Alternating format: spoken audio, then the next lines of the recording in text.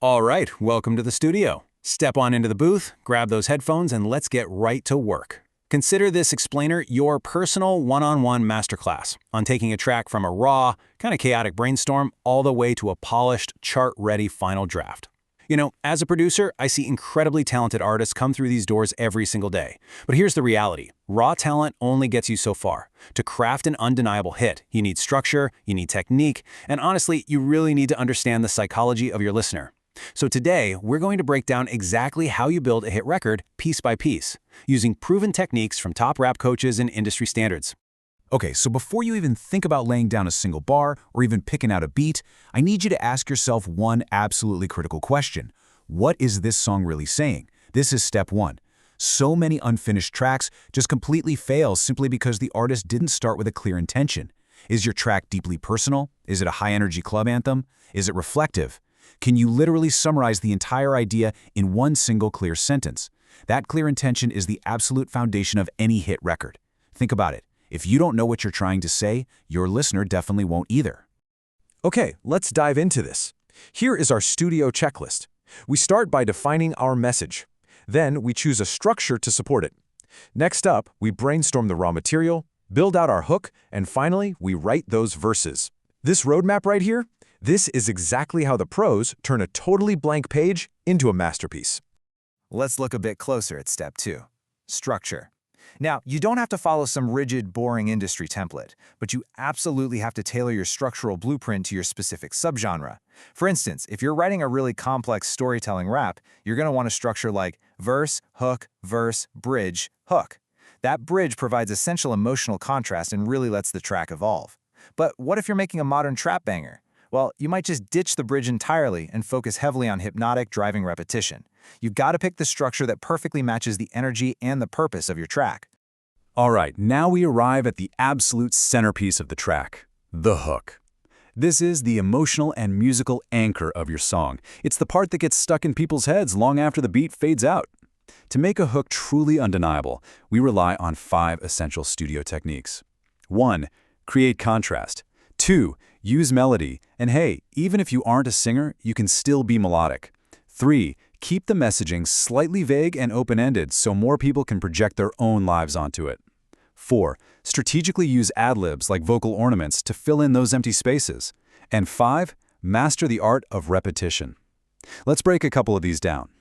So, the crucial point is creating dynamic contrast. Your hook needs to sound noticeably different from your verses. This adds much-needed dynamic range to your song and is exactly what keeps the audience hooked. Just think about it. If your verse is this rapid-fire, incredibly dense lyrical sprint, the listener's brain is working really hard to keep up. When that hook hits, you need to pull back, drop the tempo of your flow, stretch out those syllables, and just let the track breathe. That contrast is precisely what makes the chorus hit so hard. Now, let's talk about repetition, because it's hands down the single most powerful tool for memorability. You've got options here. You could use a 4-bar phrase and repeat it once. You could take a 2-bar phrase and repeat it 4 times. Or you could use a split structure where one 2-bar phrase repeats, and then it switches to a brand new 2-bar repeating phrase just to create a nice sense of progression. Or, and this is for maximum memorability, especially if we're talking modern trap music, you can simply repeat the exact same 1-bar phrase 8 times. Repeating that melody, cadence, and those lyrics, it literally creates an absolute earworm. Okay, so we've got a killer hook. But what about the verses?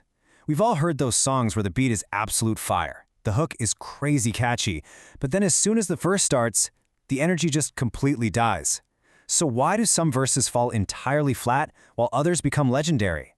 Honestly, it comes down to lyrical sophistication and flow complexity. It's time to elevate your basic rhyme schemes and really challenge yourself to write like the greats. Enter the secret weapon of advanced rapping, the multi-syllabic rhyme, or what we mostly just call multis. Instead of just rhyming the last single word of a line, like rhyming cat with hat, you're actually rhyming 2 or more syllables together. For example, rhyming last race with fast pace. This technique is widely considered a true hallmark of complex rapping. I mean, everyone from MF Doom on Mad Villainy to Big Pun, Nas, and actually even the classic poet Lord Byron uses this exact technique to enhance flow complexity and just absolutely dazzle their listeners.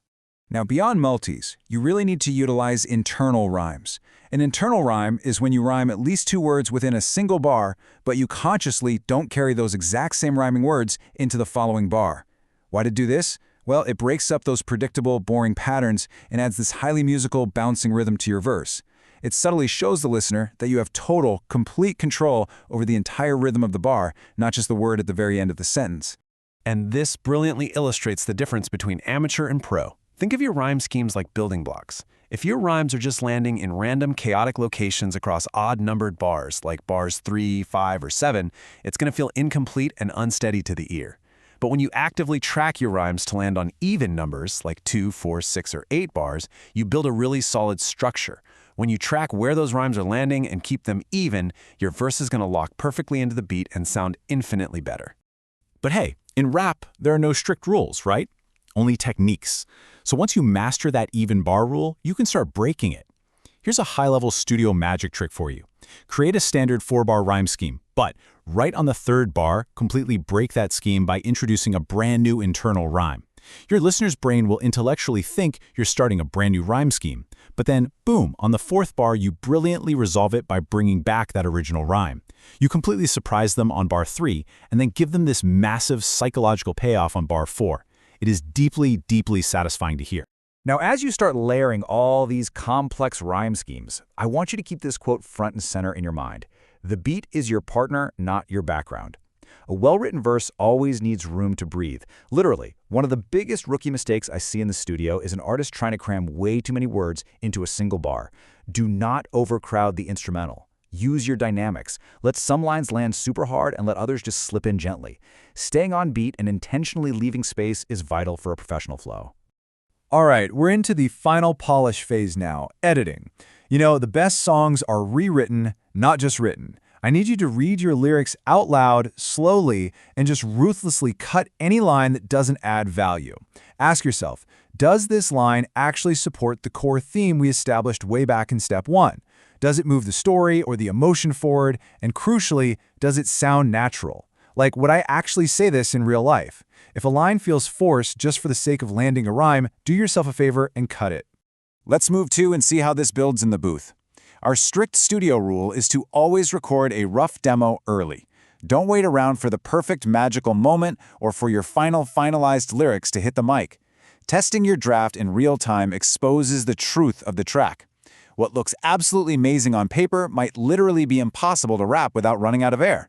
Recording a rough demo allows you to test that flow, check your emotional tone, and figure out exactly where you need to plan your breathing points. Because trust me, breath control is everything when it comes to live delivery. So we built the track from the ground up. You've got a killer hook, you've got complex verses, and a perfect flow. But before we wrap up this session, I have one final provocative thought for you. How will your track actually end? See, so many artists put all their creative energy into the intro and the verses, and then they just let the song lazily fade out. Don't do that. Your final lines should resolve the story, challenge the listener, or leave a permanent mark on their psyche. Even just one powerful line at the very end can make a track completely unforgettable. So how are you going to make them hit replay? Think about that. Step into the booth, and let's go make a hit.